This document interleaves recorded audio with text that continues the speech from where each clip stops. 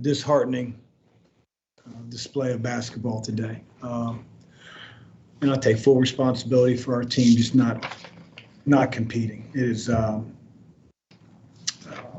extremely frustrating at this point, but that falls on deaf ears until I can figure out what motivates our group. I don't see a lot changing,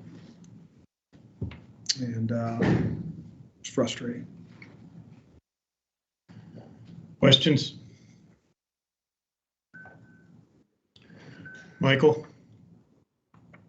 Hey, Coach, Malik was just in here. I don't know if you heard anything he said, but he referred to the team as lost right now, and he even accepted some of the blame for, I guess, maybe lack of leadership since the last Pitt game. Have you seen that from him? Maybe the lack of leadership, and what's been the impact on the team because of that?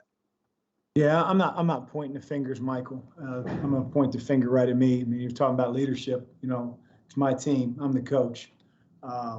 We are lost. Not playing hard enough. We're not playing connected enough. Again, not pointing fingers. We're just not getting the job done. That falls right on my shoulders, and I got to figure out something different. Because saying the same things over and over certainly isn't sinking in at this point. And that's my fault if I can't recognize that. Brett? Chris, it seemed offensively and really kind of defensively too, like you guys were a little stagnant. Did you see just a team that was standing around a little too much today? You know, I think on the defensive end, our energy and our resilience really starts to lessen when we can't get buckets on the other end, when we can't score. And we've addressed that. We've talked about it, and that's been a challenge all year. And I thought, you know, for first 12, 14 games, we understood that if we had challenging times on offense, that we were going to dig in. It didn't matter if we had to win a game 24-22. But, you know, right now I see a lot of failure to dig in. And again, 100% my fault. Why that's slipping, I've got to figure it out. But that's what I see. You know, I think we changed defenses. We went zone, we went man, with the whole premise of trying to keep the ball out of the lane. Obviously, Hughley provides such a tough matchup when you're in either defense because he's so physical and he's the primary focus for him. He stayed on the floor a lot more in the second half, and he hurt us whether we were zone or man. Tyler? Chris, when it comes to the defense, Malik referenced that he didn't think the team had maybe adjusted differently to how those teams might have attacked you guys differently from the first time, whether it be NC State or Pitt. Is that something that you see on that end of the floor, or is it strictly just grit, toughness, that type of thing? I'm sorry, Tyler. I didn't necessarily understand the question again. Okay, yeah, I can ask it. I'm sorry.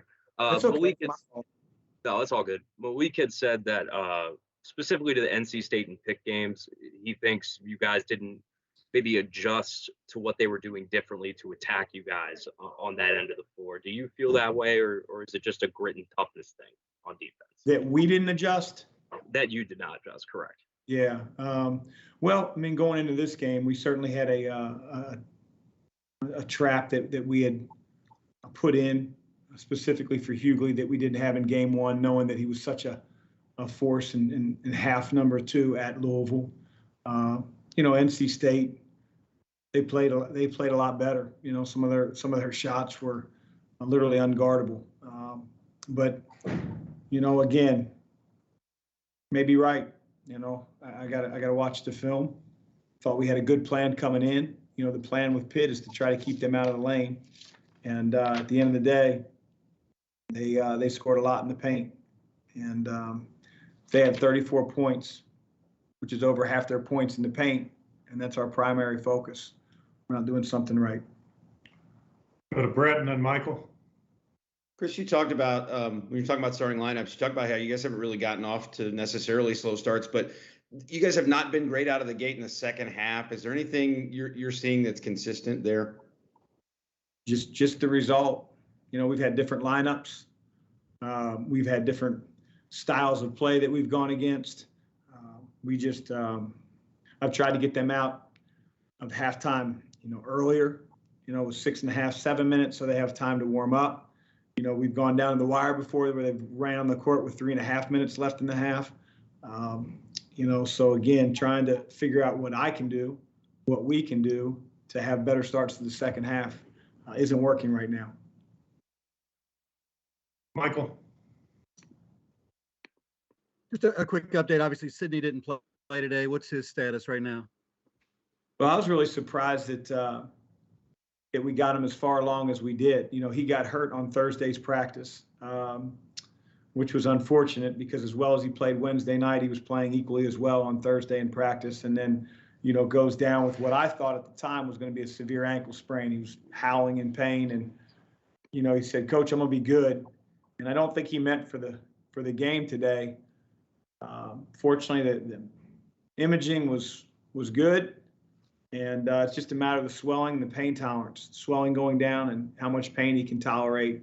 And he's a tough kid, and he was in shoot around today trying to get going. But I feel like we made the right decision to hold him off for a couple days because I don't want that thing to linger as we go into more games. Go to Tyler. Yeah, Chris, dropping 3 conference games in a row after starting 4-0. Do you feel, I guess, a higher sense of urgency for this group to figure it out, or do you try to just, I don't know, take it as it goes? Yeah, no. When you're in this position, it's all you do is feel a high sense of urgency, and I felt that way when we were 4-0. We went down to Tallahassee with the intention on winning. That's been a team that has had our number, and we didn't get it done. Now we haven't responded the last couple games, and it's frustrating. But no, urgency couldn't be any higher at this point. Go to Brett. You're muted, Brett. Sorry. You've talked about a lot of different things that you've tried and talked about trying to figure out still what motivates this group. Are you concerned that they're just not getting messaging from you, that whether they're tuning it out or whatever, that those messages just aren't coming through? Very concerned. Very concerned. And what do you do about that? The only way I know how, Brett, just to continue to show film and work and try to fix what is ailing us on the floor. And, I think everybody on the team, players, staff, head coach, we got to take a look in the mirror and we got to figure out, do we want to turn it around, or is this acceptable? I know the answer for myself, but we're going to continue to work and continue to coach and try to get this thing turned around the way that we want it to go. Coach, thank you. Thank you all for joining us. That's it from here. Thanks.